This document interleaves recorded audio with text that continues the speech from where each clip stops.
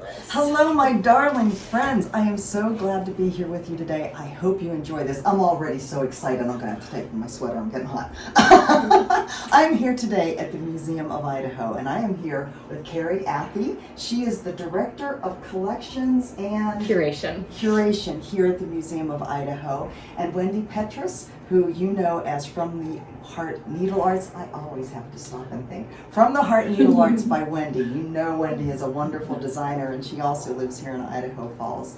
We have come here today to talk to Carrie about her collection, what she has here that is Idaho specific for textiles and the history of I guess women and textiles in this area, as well as to get some information on conservation and how to handle these antique samplers that we're getting. I brought the one that I had gotten a while ago that is still under glass, so I want to get some tips from you to how to work with this beauty and not damage it any more than it's already done. Yeah. So we were rambling already, and I said, we've got to stop. I've got to plug in because we're having such an amazing conversation, and I know you guys will want to be a part of it. So, where were we? Where were we? So, you were talking about basically how women played such a huge role in this area. Fourth state in the Union to get women's suffrage, even before the Suffrage Act was passed. Yes. So 24 years before suffrage was passed. That's amazing. It is really amazing. And we were talking a little bit about why that happened and some of the things that led to suffrage and its significance here. And there were suffrage movements that were happening all over the country, and there were a lot of states that were really thinking about it, and a lot of states that were like, whoa, women aren't smart enough for that. And in fact, it's kind of interesting because in 1889, when Idaho was hosting its constitutional convention and thinking about becoming a state and working on what our constitution would look like, they actually at that point talked about giving women certain aspects of suffrage, because as they wrote in there, well, women are probably smart enough to know something about education and kids, so maybe they should be able to vote on when it comes to education and kids. But they decided not to, because Idaho has this really complicated history, because at the same time they had some other groups that they wanted to disenfranchise, and those groups were the Chinese and the Native Americans. Okay, but we're back. So they wanted to disenfranchise a couple of other groups. So they wanted to make sure that the Chinese and the Native Americans and the blacks and the Mormons couldn't vote. Oh, wow. So I assume like the Chinese were here for the railroads. They were. Were the blacks here for the railroads? Some of them, although many of them came actually as ranchers. They came to claim some land, and they came working for other ranchers as well. And so they kind of had different reasons that they were here. And the Mormons were here with their westward migration, and this was part of the area where they were settling, as they kind of moved up from Utah. And there were just the Mormons kind of voted as a big block, and that was one of the big reasons why they didn't want the Mormons to participate in the vote, because those who were creating the state constitution were primarily a Republican bloc, and at that time the Mormons were voting in a Democratic bloc. Here in Idaho, not necessarily in Utah, but here they were, and so they wanted to make sure that they didn't have that power and whatnot. So it was interesting. So at that time they were like, well, you know what? Just to make things easy, we're going to disenfranchise all these people. So it was easy for them. We already had the Chinese Exclusion Act nationally, and so that gave them a buffer, unfortunately. And Native Americans didn't get the right to vote at all until the 1920s. Again, unfortunately, this huge buffer that they had. But in terms of blacks, it took them a little bit longer as well. But with the Mormons, they they rescinded that within a couple of years. They did find actually that was targeting people for their religion, and they couldn't do that. What a concept! If we want to be part of this country, going against the Constitution. So it was just a couple of years and lawsuits and whatnot, and then and that changed pretty quickly. But the other idea about women's suffrage also changed pretty quickly. And pretty rapidly. And a lot of that was you did have these women in small communities. We had a woman here, her name was Rebecca Mitchell. She was the state president of the Women's Temperance Union. And so she would go around the state and she would talk about, just how important it was for women to have the right to vote. She had quite a background that coming from Illinois and having had all of her property taken from her when her husband died, and it was state law, that she was property and didn't have a right to own property. And so she had these experiences, and she came here as a teacher and a Baptist missionary, and also as a temperance crusader, and as one who really felt that women should have some rights. So they were able to campaign enough and actually had no opposition in 1896, and were able to pass suffrage for women. But what it did, and part of why I think they had no opposition, is what we were talking about a little bit prior to filming, is that really women had an important role that they needed to play here, and that role was that they needed to be able to own property. They needed to be able to, husband and wife each file their own homestead claims to build up their ranches, to build up their farms, to make this a bigger group, so that you can be more successful, right, and that you can prove up on your land a little bit better. So this is very important, and women and men work side by side. So in a lot of the needle arts that we see in our museum here and in this region, we see very utilitarian things. So it isn't that women are learning, they're teaching their girls how to sew and how to stitch, but it isn't the same as when you're in a very established place where education can be more than just rudimentary education, where you go to school and you learn more than just your basics of reading and writing and arithmetic. And so that really is what they're learning in their country schools here. So we see more scrap quilts, we see more, we do see, a lot of handwork, but women are also getting together, they're quilting and quilting bees. You really do have communities that form around working with the fiber arts, but it is utilitarian fiber arts. Like, we are working to help our community. We are making quilts because we need them for people who are just moving in. We need them for all of these different purposes. And so it really is a little bit different. So at the same time, you're teaching the young girls how to do it while becoming part of the community, and also helping others who are new to the community. So many nuances there going on. That's one of my favorite things about the needle arts, and one of my favorite things about this is that women really building community. I really think, and I think it is something that continues to this day. I think that we still see so much how this is such a strong community of teaching and growth. And really just building community, really support one another. Happening even today. It is. And even more so with the internet and the possibilities with all the Facebook groups, and with something like Floss Tube, and how it's not only connecting people, like me coming here and starting up an Eastern Idaho Stitchers group, and we're going to start getting together once things calm down. Just to have those connections, especially for somebody who's totally new to the area. That's important to me. Gives you a built-in group of friends. Yeah, exactly. It's a network that no matter where I go in the country, whether it's this craft or any other craft I've been involved in, I know somebody. That's neat. Yeah, I mean, that's really neat. Yeah, that's not something that's possible in a lot of hobbies, a lot of skills. The internet definitely helps with that. But certainly. Yeah, certainly. But it's just kind of amazing. Let's talk a little bit about what you have here. Yes, so we have this beautiful sampler. I am here. going to. Should we bring it a little closer? Yeah. Okay. Get this out. Take my finger away. That will be edited.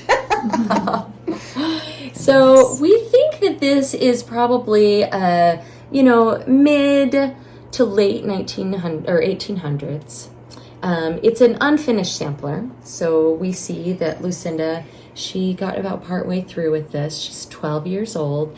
There is some damage and deterioration on it. We can see how the fabric is pointing here. Yeah, the fabric is beginning to fray. Let me just put it down here, and maybe we Yeah. can point I'm out actually it. going to. So we can see here that the fabric is showing signs of wear and has deteriorated. We can see, you know, some other places where it is just beginning to wear away.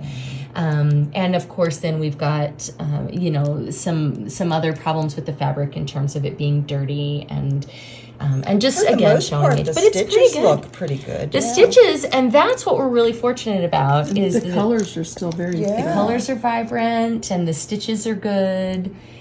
Part of this is that, you know, we don't show this very often. It's been on display a little bit, but textiles really, older textiles really need to rest. So I, generally speaking, will only show textiles for 6 months to a year, and then I let them rest for at least 6 months to a year. And we kind of give them a little bit of time so that we cover them up, we keep them dark so that they're not deteriorating, because every time they're exposed to light, the light is going to start wearing away and damaging little by little, but it is going to show signs of deterioration. So the other thing that we do when we do show it is that I make sure that it's always behind a UV glass and we don't have direct light that's on it. And the light that is on it, it's very low wattage, and we use specific LED lighting so that we're very careful with it. So this textile, it has a pretty significant crease that's in it, and the crease is also, you can see how the crease here is wearing away. Now this is what happens when you fold textiles, and this was folded for a lot of years. So when you received it, it was probably folded inside something. It was folded, and it had that crease. And so we've worked to diminish that a little bit, stabilize it a little. So I sew these, you know, just these little pillows for them, and these pillows help to kind of decrease that risk that you have here. And this is just cotton. This is just cotton. Yeah, this is just cotton with batting. This is, and that's something that we want to use. You want to just make sure that you have unbleached, you know, white cottons, and just are kind of careful with that, because you don't want to add anything that has any kind of acidity or color to it. And so we just go pretty simple with Let me ask you, talking about lighting and thinking about all of us displaying these things in our homes. Now, Wendy, I think you have yours hung where it doesn't get any direct light, don't. right? From either in that morning or stairwell, evening, yeah. they don't. Yeah, and so that's don't get light. yeah, and not really any like lamps or anything either. There aren't any in that area. So does that sound like a good situation? If you're going to have them hanging on your wall all the time. Which you do, because these are treasures, Right. And so, you know, in a museum, I have to look at things just a little bit differently. Right. You know, we have to look in terms of, you know, this long-term preservation. But you should enjoy your treasures. And I feel very strongly about that. I think that these things help us to connect in so many ways to the past and to one another. Right. And so when you have these treasures in your home, yes, you should enjoy them. And so you should have them hung like that. That's great, where you don't have any direct lighting. And then the next thing that you should do, if you're able to, is to have a UV protectant on your glass. So you can get, it's very expensive if you get museum glass, but you don't need to get actual museum glass. You can get a glass that has a UV protectant and is a conservation type glass and is far less expensive than if you invest in technically museum glass. But having that extra guard, that extra protection, is just going to help them with any ambient light. But you're so right to have no direct light on it. That's great. And you really should have it up where you can see it. I love having it on display. It means I have a lot of textiles on display in my home. I love textiles, and so I think that they add such a wonderful element to our homes, and we should have them. We really should. And many of mine are old too. You know, they're family pieces that come from my grandmother's. That's and awesome. And so it's the best way, right? Yeah. That's a great way to care for them. You know, the other thing that you want to do is you want to make sure that they're in an appropriate frame. So make sure that your textile isn't directly touching any of the wood that's in your frame. Wood is acidic and it can leach, and so you just want to make sure that there's kind of a buffer. So there's a couple ways that you can do that. So one of the ways that you can do that is to make sure that you mat it, so you can mat it and create that buffer there.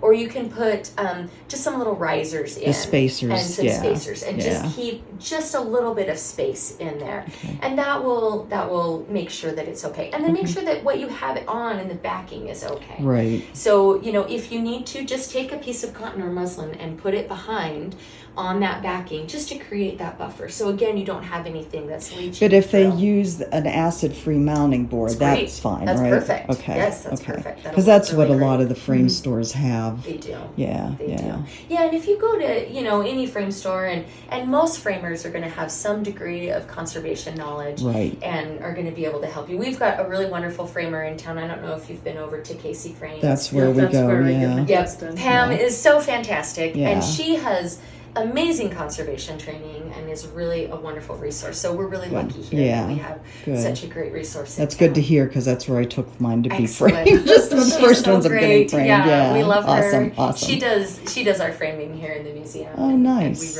we really appreciate Very her. cool. So it's really good. Okay, so you said, before we get to our own, you said you have a quilt here. I do have a quilt. That's real life. These are really wonderful pieces. So these are all these are Shoshone pieces. Most of these come from the Wind River Reservation, and they were traded by Shoshone people to the man that ran the trading post on the Wind River Reservation around 1900. And so these are really wonderful historic pieces. You can see very traditional and vibrant Shoshone designs in each of these pieces.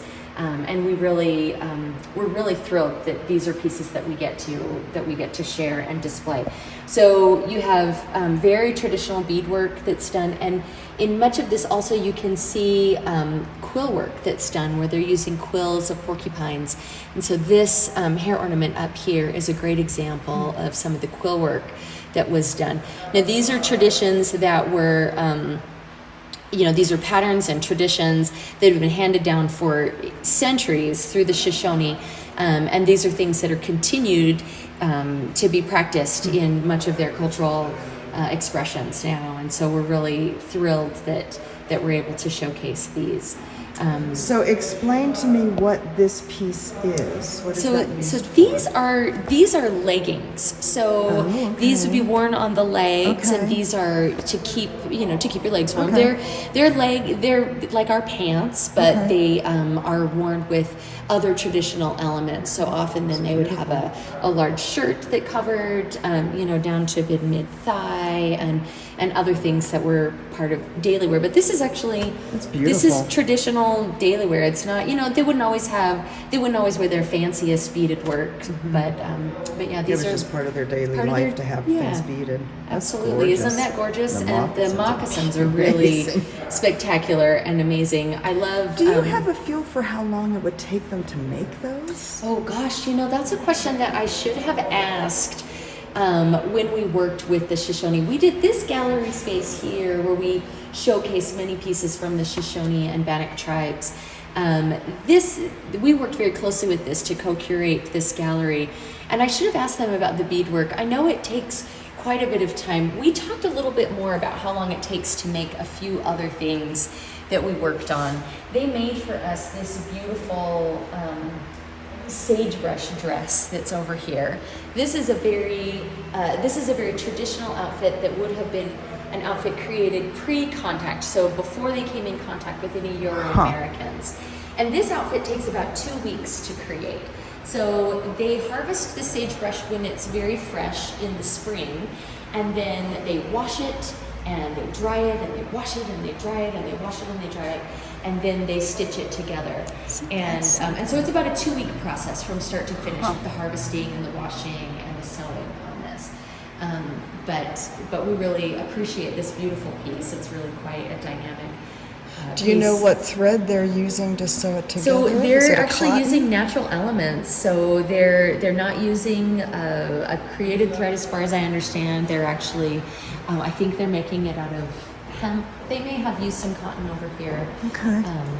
But a lot of what they do, they were trying to use many of the elements that were traditional prior to coming in contact with any Euro-Americans. That's awesome. Isn't it really amazing? Yeah.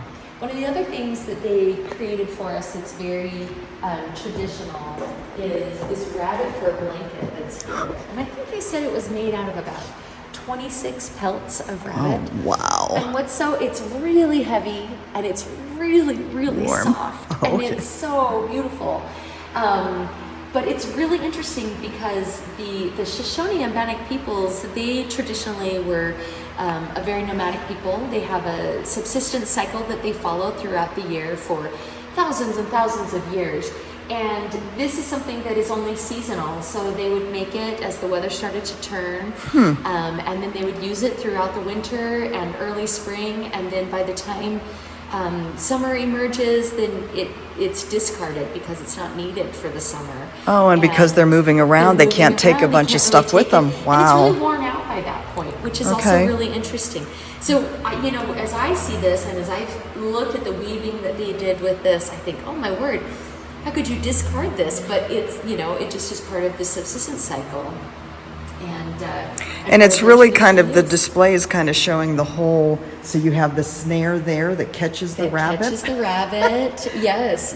And then in this fact, that- behind it, you can see some of the woven willow. So you can see how they would take willow and begin to weave it into cordage. Oh, God. And so you can see how these elements are utilized.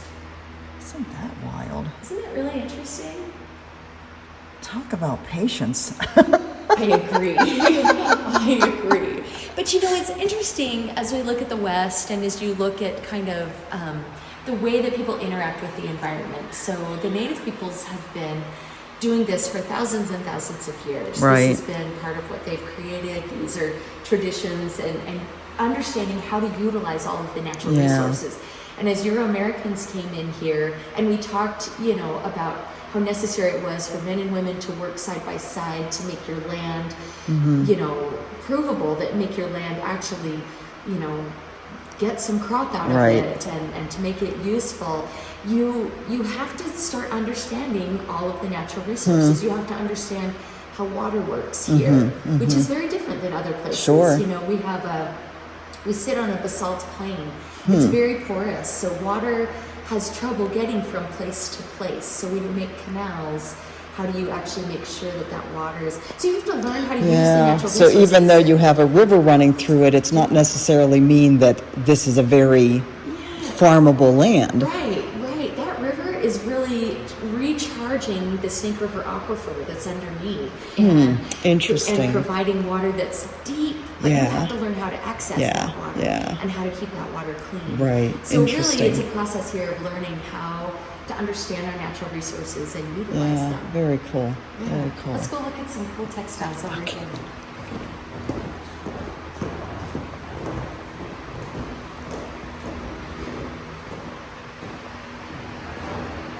So before I get to the scrap quilt, I want to show you our flag. We're very proud of our flag.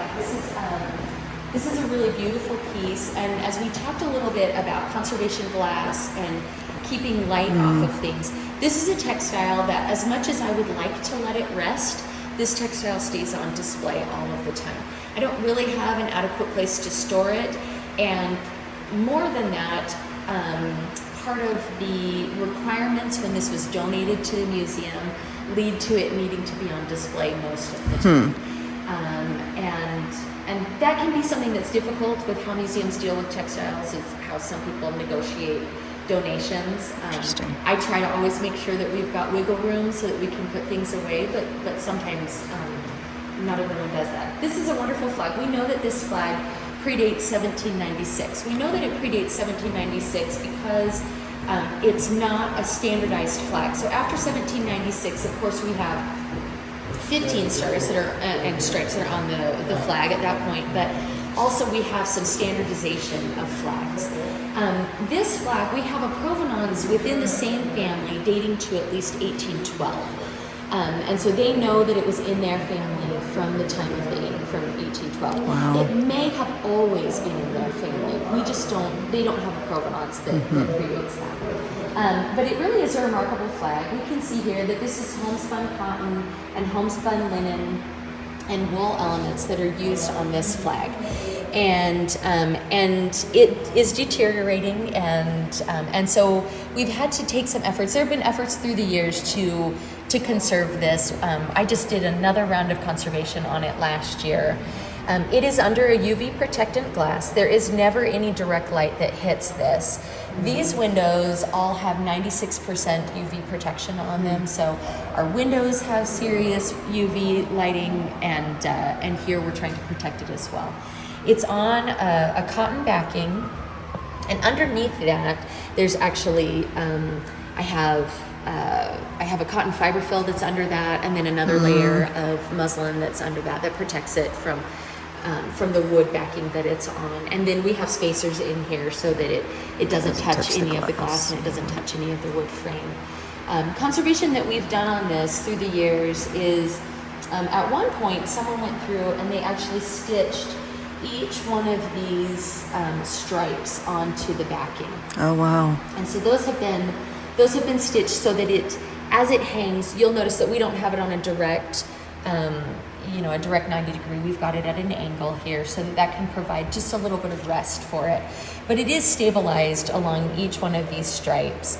And then some of the other things that we've had to do, as we can see the linen start to deteriorate, I'll go in and I'll just do a few stitches that kind of keep away from the deterioration and begin to stabilize that section a little bit, so that we're trying to avoid the fraying. Everything that I do, I want to make sure is something that could be undone, but I also want to make sure that I'm stopping as much as possible any further deterioration. So we really are just trying to stall its deterioration right where it's at. And this is an interesting flag.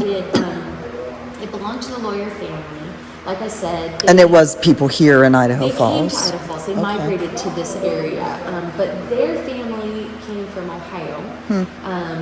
And during the Civil War, in fact, they had a young man, Joseph Lawyer. He was 14 years old when he was paid $100 to take a conscription and go into service of the country. And so he took this with him. Oh, wow. This is kind of the power of an artifact, I think, when we talk a little bit about this.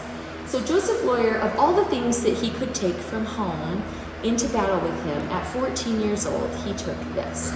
He's probably a standard bearer. So he's leading his units on the battlefield. A lot of standard bearers passed away.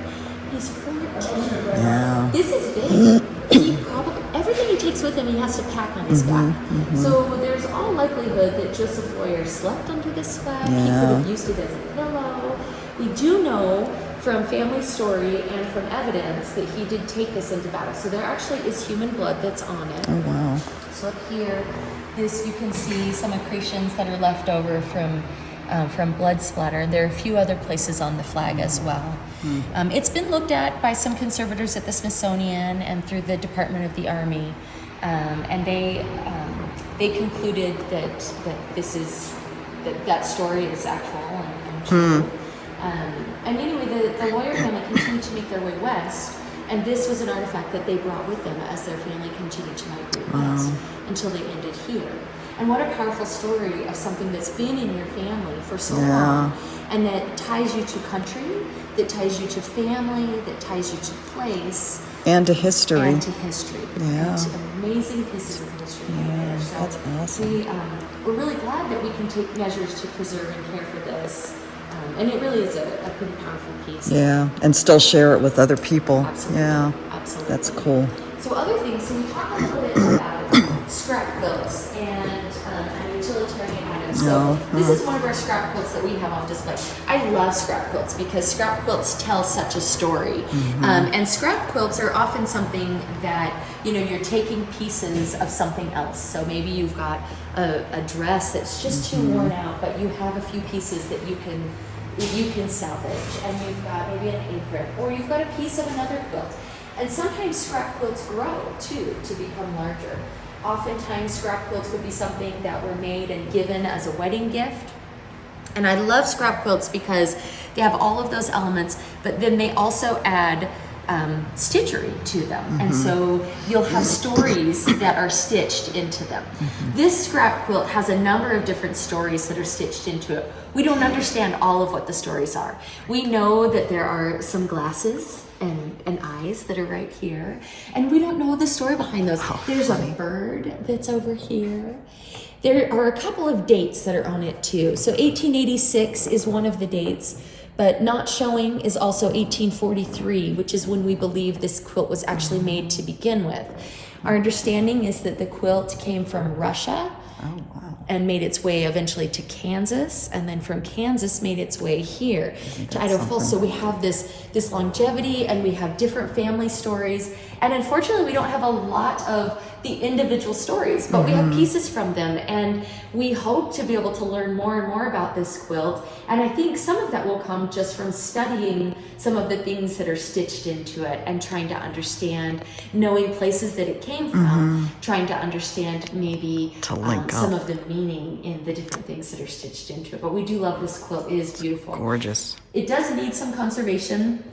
So I actually will be taking this quilt off display pretty soon to do a little bit of conservation. So if you come, you can look closely here and you can see how these pieces are fraying here. So we have a couple of different types of fabrics here that just aren't holding up very well. I move this from time to time so that I always make sure that it has different creases and it's stabilized differently. So I do move this every couple of months, but I am going to have to take it off display. What I'm going to do to stabilize this and to be able to still showcase this is I have a little bit of very, very soft netting that I'll use, that I will just stitch over this little piece. And that way it'll keep all of the fabric that's still here inside this little pocket that I'm creating. But you'll still be able to see through it, and you'll be able to see what's there. But that way it's going to create in its little space just this little help, so that it hopefully won't disintegrate all the way. And if it does, all of those pieces will stay in its little pocket. So that's something that we'll be doing. I worked on a quilt, a tapestry actually, up at the Museum of Rexburg recently, and it was a 1915 World Fair tapestry. It's a beautiful piece. So if you go up to Rexburg, go take a look at their tapestry. It's huge.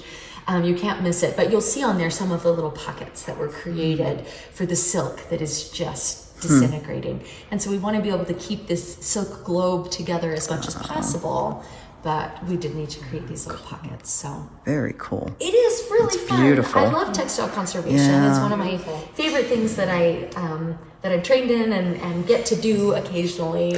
Well, and so what it's really fun. what heartens me, I guess, as a contemporary needleworker, is to realize that there are people that appreciate it, for what it is, and the work that goes into it, and the meaning that it has. Because Lord knows, I have an awful lot of things that I've made, and I have two boys. And at this point, they're just in their 20s, and they're totally not in tune with anything. But I've stood them in front of certain pieces, and I've said, "See this? If you don't want it, make sure you find somebody who will appreciate it. I put too much work into this for it to just go to Goodwill." Yes. But what I think is really heartening as well is that sometimes these young 20-some-year-olds, at a point, they do begin to appreciate it. I have a 21-year-old daughter, and she actually called me last week, and she said, "Hey, I'm going to send you a couple of pictures. Let me know which kit you like best." And she bought a cross-stitch kit. Oh, wow. And, she was taught to cross-stitch by her grandmothers and by me a long time ago. But she hasn't picked it up for years and years. And here she is, a senior in college, and all of a sudden she thought, I want to do something with my hands that is away from my phone, and this is something that I appreciate, and I want to start up again. That's awesome. And I do think that we are starting to maybe see a transition somewhat in these younger generations that maybe are looking at things and saying, I need to step away from technology just a little bit and do some other And that's very true. I think we see that more and more. Yeah. It's not a grandmother's craft at this point. It's right. yeah, I really it's think very it's becoming starting to see a mainstream. resurgence, and I'm so glad that it's starting to see a resurgence. I think that's really important. Yeah, that's Let me show you one more thing in Okay. this gallery that's a little different, but I think Okay. you're gonna love. So needlework of a different form. This is a hair wreath. Oh, holy cow. And I don't know if you've seen any hair wreaths. I love hair wreaths. A lot of times when I show this to people, they're Human like, hair. that is gross. Human hair? Human hair. Human hair. So this piece actually comes from a teacher. Her name was Margaret Daly, and she came, I think, from Iowa. And she migrated to this area, we think between 1865 and 67, or in 75. 1865, 1875. At any rate, this hair is all collected from her students. So back during the Victorian era, back during the 1800s, they would often collect hair. This is called a hair receiver right here. So when they would brush hair, they would take it out of the brush and put it in a hair receiver, and then they would spin it into thread, and then they would begin to make wreaths like this, or jewelry. You'll sometimes see hair jewelry, and sometimes it's for the hair. They'll make like a comb that goes in the hair. Sometimes it's pieces of a necklace. People have been collecting hair for a long time. They'll collect a lock. You might take a lock of your love's hair and put it in a locket. And those are things that have been done for hundreds of years. But this was taken to a whole new height during the latter half of the 1800s. And we feel really lucky to have Margaret's hair wreath. Now, what we don't know is how she ended up gathering her students' hair. We do know that this was her students' hair. We don't know, was it a punishment? Oh, come here. Brush that hair. We're going to get those knots out. We don't know if there was a lice outbreak and they cut everyone's hair. We don't know. But, I do think it's very tender that she did collect all of this hair from her students, and then she made a memento as she left them. And this was something that she could carry with her and bring with her as she continued to move westward. And as she continued to move, she had this, again, memory of home, memory of people. And it really is interesting what we end up taking with us and what is meaningful. Right. And to her, it was something that was very personal, coming directly from her students, and then something that she used her own creativity to make beautiful. And it really is quite beautiful, and quite wild. elaborate. Wow. Isn't that neat? That's crazy. Yeah, super. In today's world of hair products, it probably wouldn't work as well. Probably not. Or maybe it would, because there'd be more maybe. stickiness. Yeah, I don't know. Maybe a little more coarseness in our hair. I don't know. That's wild. Isn't that great? Yeah. It is really fun. Okay, I want to take you to the bowels of the museum, to our basement, and I want to show you a few pieces that we just brought into our collection. Who some people here in the area may have known Joanne. She was the president of the Idaho Falls Needleart Guild for a number of years, and she worked with us a couple of years ago on an exhibit that we did. We called it. What did we call our exhibit? It was an exhibit where we kind of talked about fiber arts and the history of some of the women in this area and the significance of how the fiber arts then build community. So it was kind of a then and now. So we worked with many members of the fiber arts community now and how they're building community. And then we were talking about the history of some of the women and the impact that they made. And so we called it Takes a Village, and it was a really fun exhibit. And so Joanne worked with us and loaned a number of pieces. She really was a skilled artist, and so we loved her and appreciated knowing her. So I thought I'd show you a few of her things. Would love to today. see it. Some of her pieces aren't coming to the museum until her kids want to hang on to some of them, and so they'll come to the museum later. But we can pull out a few of the things that she worked on, and just see some of the breadth of her work. So it's said that anytime she found a mistake, she couldn't handle any slight error, so she would undo and undo and undo. And her works really are are quite perfect. One of the things that was important to me, I wanted to make sure that we got a few pieces that were in progress. So we do have a few that she was working on, and let me find a couple of different type of examples of some of her works. She did a lot of cut work. Oh, wow. I love this one. This is one of my favorites. Isn't that amazing? That's beautiful.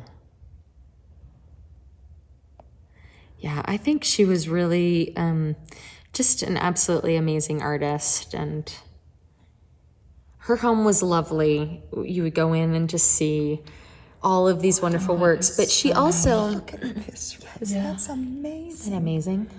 Goodness gracious. I haven't done much drawn thread, pulled thread work, but boy, that looks... It's intimidating to me. Pulled thread and cut work is so intimidating to me because you make one mistake and you just... Oh, well. There it goes. That's right. I know. Wow. Isn't that beautiful? That's gorgeous. And the framing, too, with this gold board behind it. Yeah, isn't That's that pretty? gorgeous. It highlights Yeah. it really nicely. Really, it's very elegant. Yeah. Very nice. She, sometimes she put, on the back of them, she would put who the designer was. Now, I really like that. She doesn't have this on all of them, but Yeah. she lets us Nice. know kind of the date she did it and who designed it. Linda Driscoll. Yeah. Yeah. Oh, Yeah. Yeah.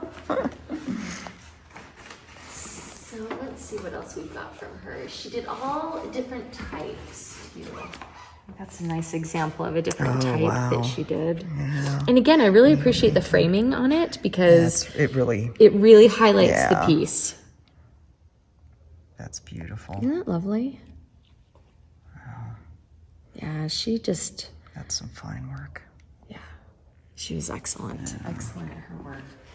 Let me pull up the one she was working on. I think the other thing about Joanne is that she was always working with people. So my understanding is that she was working with someone on this and helping to teach. Oh, interesting. Wow. Oh, isn't that pretty? Gorgeous. Of course, I do have to say I see that needle in the work and take it out, take it out, take it out. I know, that's how I feel too. We just got this and haven't processed it, and it will be. At least you don't have the humidity here like I'm used to. No, we don't, but it'll still do a bit of damage. Yeah, So. that's beautiful. But I have to photograph it as it came tiny, in. tiny stitches. Yeah. And then that beautiful background weave.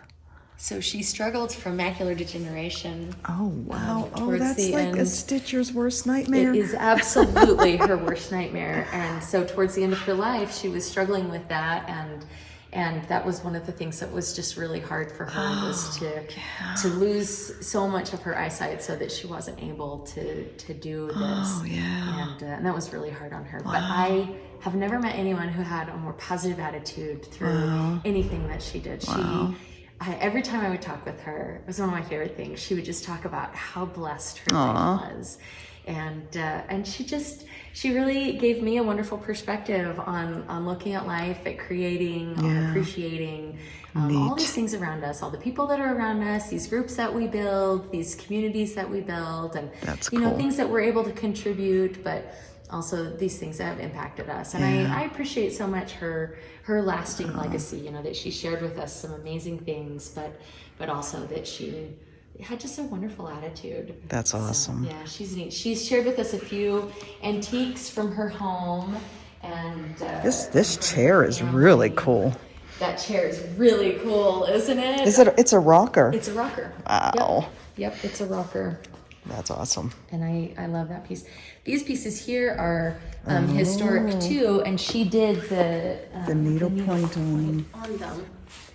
So I think they're really, really quite lovely. that's beautiful. Lovely. The But don't put your feet on them. No, and nobody did. I think in her home, I'm not sure anyone ever sat on these. Really? They were in her dining room, and they stayed pretty far away from anyone, actually. Anybody's butt and anybody's feet. Don't sit in that. Sit. That's so pretty. Isn't that pretty? Yeah, it is. And you know, I love the way it's finished on here as well. You know, that's just so. Reminds me of a chair that my grandfather used to have. It was a leather chair, but having those thumbtacks. But having the tacks in it, right? Yep. Well, you got to finish it all the way and tie it all together. That's right. Right? Yeah. Awesome. So, anyway. Very cool. Very cool. Very fun. Awesome. All right. Thank you for sharing that. Yes. All right. What else should we talk about? All right. So now we're back in the office, and we're going to talk about the goodies that we brought. I'm so excited. So mine is still under glass. Wendy still has one in a tube here. So I guess the main thing, when you look at something like this, what's your first thoughts? It's so beautiful. That's my first thought. I love it. I love the border. That's what stands It's out really to me. something, isn't it? It's really beautiful. I got this border. at it was actually listed on Facebook Marketplace in San Antonio. And it was at an antique store in San Antonio. But from the questions that I've asked and the help from other people, there's a Facebook group that is for sampler lovers, basically, and there's some very, very knowledgeable people in that group. The style, the teacher is, this name has been seen at a Union Academy in Doylestown, PA, which is fabulous. eastern Pennsylvania. The date, it's 1820 29 maybe. something. Hard to know. Yeah, hard to know. Maybe when I take it off, it'll be Yeah. something left on the back that I can see. I hope so. Of course, there's staining. There's a lot of damage to some of the stitching. Some of it's pretty It's intact. not too bad, though. There's, Yeah. Speaking of the acid in the wood, I think this fading around here is It is. probably that, right? Yep. If you were to advise me, okay, what you need to know is I need to take this out because I will be charting it Okay. for stitchers of today to stitch. Cool. So I need to be able to see it and count. Great. So much of this is over one. I don't know what count the linen is. I haven't done that counting yet. And then of course you have all of the satin stitch. So I'm going to need to get real close with a magnifier and be able to count. So I need to be able to take it out of the frame. So what would be your advice for not only doing that itself, but how to handle it after it's out of the frame? Yeah. So when you handle it when it's out of the frame, you know how to handle a textile. Yeah. I have no doubt about that. One of the first thing I would watch for, because some of your stitches do look like they're dropping. Right. So I would turn it over and check those out and see how your thread is holding up. You may need to put a couple of stitches in with a finer thread, maybe a silk thread, just to kind of keep it from unraveling. So it doesn't do anything so it worse. doesn't drop anymore. And so you may just want to, just a couple of little tack, stitches. How much do I have to worry about any of this sticking to the glass when I'm trying to take it out? It probably won't. Okay. It doesn't look to me that you've got accretions that are sticking to the glass. You Okay. probably will be just fine when you take it out. Okay. Now, one of the things you have to think about is if you want to try to clean any of it. Technically, you can wash a textile. I never wash a historic that textile. freaks me out just to think about it. I don't do that. Now, if you have some that you look at them and you say, I think that this one is actually eating away at the fabric that's here. So You'll like wanna something look close here. right up here, and you'll Yeah. want to look at those, and you'll want to see if you think there's any deterioration that's happening. If there is, there's a textile paste called Orvis paste. Okay. That you can just you follow the instructions on it, but dilute it. The instructions will say that you can wash it. I would never do that, but you can create a little bit of your solution and take a cotton swab. Okay. And then with your cotton swab, you can start to just touch. very gently touch and see if any of it will come up. No, it may not. Okay. And if it doesn't start to move at all, you do Just not want to don't get in rub there. it. Just Okay. let it be. Okay. For the most part, I don't actually think we should clean these. I think cleaning does more damage than it helps. Okay. But if it is eating away at the fabric, that's when you might want to say, I'm going to try just a little bit of So, this. if it's eating away at the fabric and I'm not comfortable with that, would your idea of taking some stitches around it to keep Yes, it in place absolutely be the better thing? That is the next thing to Okay. do. So yes, if it is beginning to fray and to wear away, Okay. then you want to create a backing. So like we talked about with the flag, you need to create a solid backing, and then I cover that with an unbleached muslin, and then I'll put a cotton fill and then another piece of unbleached muslin. And then I would stitch little stitches around it. Don't ever touch what it is that's wearing away. You want to Right, just outside of around it, that, right. just outside. Okay. And create that stabilizing core that's going to keep it right there. And then if it is eating away, it's kind of going to stop at Right, those stitches right. because Okay. there you've got it stabilized and it's not going to shift. Okay. And so I think Alrighty. that that's really helpful. And then the other thing, I would get it away from this frame. Yeah. And I would, make sure that your backing is an okay backing.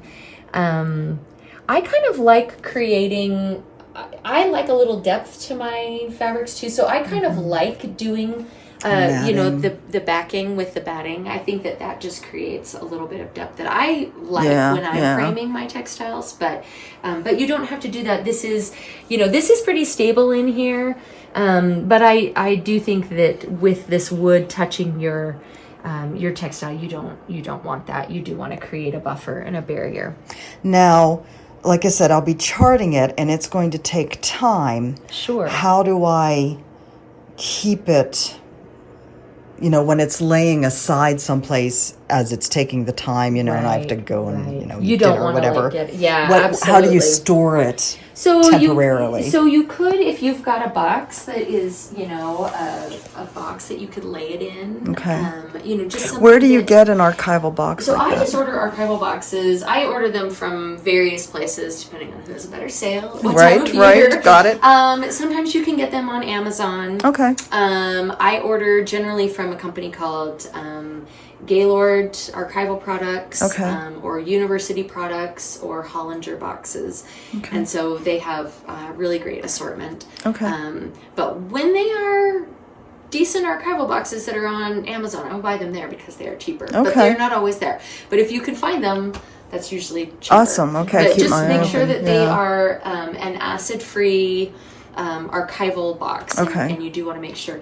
I like the blue ones, but they come in some different Okay. colors. But And the tissue paper you're using is I use an archival as unbuffered well? acid-free tissue Okay. paper. Okay. And that one you can order as well. Okay, cool. So yeah. Awesome. And those are things that are standard items that I always have around here. If I don't have time to make one of my little pillows, I'll just make it out of tissue paper. Mm-hmm. Okay, And, just roll it up You can and- use that as well, but Okay. I prefer it when I actually Right, have time right. to Okay. make it. Any This other is a beautiful piece. Any other thoughts as you look at this that I should Well, keep in I mind? think that you should try to research these ladies, and I think you should try to find out a little bit about them. Yeah. I mean, how fun would it be if you were able to sort of, looks like Mary Burton. Mary Burton. Find Mary Burton in the It would be historic very cool, record. yeah, That would be yeah. Mm-hmm, really cool. And so you've got some clues, right? And with those clues, I think you could do a little bit of a genealogy search. I just find, for me, if I can relate the piece to a person, Right. it becomes so real. Much more and it real, just yeah. takes on this whole new history and meaning. Yeah. And so I think that would be so fun Yeah. if you could find a little Well, bit we're about pretty Mary sure Burton. of the area being eastern Pennsylvania That's in really the neat. greater Philly area. It's a So great place to start. yeah. Yeah. And interesting that this ended up in Texas. I know. I know. Right? Yeah. Who You knows? know, it speaks a lot to the migration of people. You know, however it happened, you know, people move around this Yeah. country a lot. I mean, Yeah. you're showing us Yeah. that you've moved around this country a lot. More so than anybody really should, quite frankly. Oh, I grew up with a dad in the Military, you can I'm relate, very yeah, familiar yep, with that. yep. So, you know, but it does lead a little bit to our identity as a country. I think when we understand the movement Yeah, of people and yeah. how much we do move and impact and influence these places that we move to Right. with ideas from where we've come from. Right, right. So yeah, That's I'd cool. love to know more about Mary Burton. I hope Cool. you tell us. I will be working on it after I get this one done. All right, Wendy, what do you have? I'm excited to see this. Me too. This is This is so pretty. this is Hannah Hetherington. That's so cool. Yeah, it's done. Oh my goodness. Look how pretty. That is beautiful. That's really beautiful. You can see here she wrote her name, Hannah Hetherington, age 16. And that So is the you don't have a only- year That's the then. only information that is Oh my on goodness. That's gorgeous. Oh, it. It does have a J, and because of that, you can tell it's probably like mid 1800s, you know, the 40s. so that's when the J started 1840s appearing. maybe. Very cool. Boy, that is a beautiful piece. What do you hope to do with it? I have charted it. It's a reproduction sampler, and stitchers are stitching it. I love What that. is the count of the linen Oh, ground on I this? can't remember. I think it's about a 14. Okay. Very cool. What a beautiful piece. Are you planning to keep it in the tube, or are you This gonna is one I would like to have to framed. frame? Yeah. So when we talked about those stitches, you know, just you might want to put a couple of stitches in a few places just to stabilize as you create a backing for it, just so that it won't put any stress on it once you have it in that frame and you're hanging it on your wall. You might want to just do that just to, you know, because these will continue to wear. So if you just, you know, just stabilize these a little bit. Now, since this is hem stitched, right? Or is it hem stitched, or is it just caught with the glue from the? I think it is. That is It's just glue. the size that the. But you're not. I mean, you don't have enough It does to. have a hem. There's some stitches It's in not it. There's stitches in there. Yeah. So I have my So glasses on. because you can't, you don't have yeah. anything to wrap it around a mounting No, it will board. just be a mounded. Okay, on a back on a back. backing. Yeah. So you could put a few stitches along the edges so that again you're stabilizing it so that it isn't going to shift at all, and so you're just taking a little bit of the stress off. So when you know, because when you mount it straight on a wall, there is going to be some stress that is happening to that textile, and so you may want to just affix it to your backing a little bit. But how will they? I mean, won't they be doing stitches to stitch it onto the backing board when you take it to the framer? They would, yeah. There Yeah. would be- Okay, so that will help, So right? that'll help. Okay. That'll help, absolutely. Yeah. What a beautiful piece. Yeah, one thing stitchers like is the blues. Oh yeah, this one's yeah. selling great, I bet. Yeah, I just added a PDF of it to my Etsy shop. That's good to know. I like PDFs. So here's a question that I don't know whether either of you can answer, but it came into my mind because I'm working on this Spanish sampler. Wendy, you had mentioned about the J being in the alphabet indicates that it's, you know, somewhere in the mid 1800s or later, right? So the Spanish alphabet, the alphabets on this sampler that I'm doing has J's, but J is such a, of course I say that, but I don't know what it was before. You know, the J, the ha in Spanish is a pretty important letter. Yeah. Would that be true across Europe, do you I know think? this was in Germany, is maybe Okay. I understand. I do have on the back of one of my samplers a write-up explanation about that. I'll get you a copy of. I would love to see that, because I was just Does it thinking, you know, explain is it? it the same across the different Explains languages? it very well. Cool, good, I'd good. like to see that too. Yeah, I'll get you a copy. Yeah. Being a former linguist, these are the things that keep me up at night.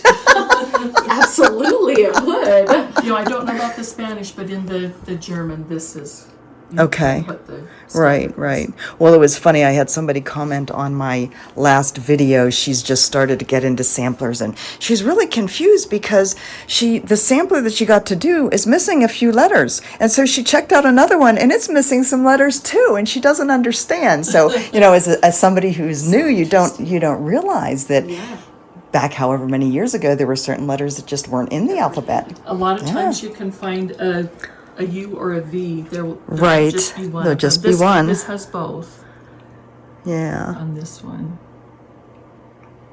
yeah. So cool. That's so beautiful. What a treasure. Yeah, I love this one. Yeah. That's really pretty. How many historic samplers do you have? Let me see. Probably about a dozen. I just ordered one that's on its way from England. Oh, So wow. I'm excited about That's that one. neat. Have you charted all of them? There are about 5 that I still haven't done. Wow. Yeah. Working on 2 of them. One just released this week, Yes, that was a sweet one. Yeah, fabulous. yeah. That's very cool. so it has been fun. I've loved adding the reproductions. So do you, like the one you just released, was it the colors on the black front? sheet Yeah, sampler. was that the colors on That- the it front was or the colors because on that's the very front. soft colors. It is. They're very soft. That's what I prefer. I know some people like to stitch the bright colors from the back. Yeah. I like the soft colors, so I usually just chart them from Okay. the front. Yeah, because this will be interesting. I don't expect the colors are going, I mean, the greens will be brighter, I think. But I don't, and the golds and the yellow, or maybe that's cream, right? But that's cream, so that stayed the same. It'll be interesting to see what this looks like on the back.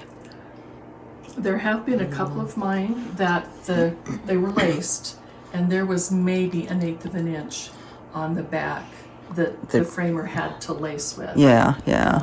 And that's a work of art in itself. Yeah, So don't touch I it, didn't yeah. take those apart. I Yeah, just yeah. took them out. And I who could see knows was what- hiding under. And I assume this isn't an original frame either. But the frame job is a little bit sad. Well, it's an old frame. But probably not 1800s though, right?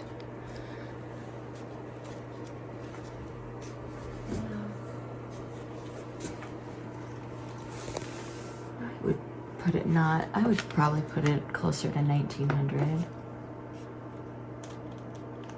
I don't know. I need to pull it apart a little bit to tell. Yeah. Yeah. Well, you might be able to find out. Yeah, I haven't thought to look for the company. But yeah, this is actually a wood backing too, so that's not helping it. No. So would you recommend then, taking into account that I should take this off sooner rather than later, even though I'm not going to work on it for a while? I might, especially if you can get an archival box and you can, kind of put it in. Yeah. I mean, it'll do a couple of things. That way it'll get it out of the light and it'll Right. get it off of any of these backings that are causing any damage to it. Okay. And so then you can just sort of put it away until you're ready. Okay. I would probably do that. Plus, it'll start helping you unravel some of the mysteries Right, as you right, start to take it apart and right. look at it a little bit. Does freak me out a little bit to think of taking it apart, but I have to do it at some point. So. You can do it. Yes, Very cool. I get that. I I just don't want to cause any more damage. Project, where you think, okay, Yeah. I can do this. I'm not going to cause more damage. Yeah. We can do this. Yeah. I think I'll still wait till we're in the house so I don't have to worry about a cat jumping up wherever I'm trying to work. That's probably a very good idea. Those cats can be very naughty. Oh, well, Mine loves to sit, in my sewing machine. Oh, that's Yes, it's really just fun. a nice little slot for her. That's what she thinks. Oh, well, Carrie, thank you so much for What a this. This has been treat. so cool. I have loved Very, this. very It's cool. been great Yeah. to meet both of you. Thank This has been a you. treasure. Thank you for sharing these with And me. taking some of your time for us. This is awesome. It's my favorite thing to do. I love Awesome. it. Thank you Love so it. much. Thanks.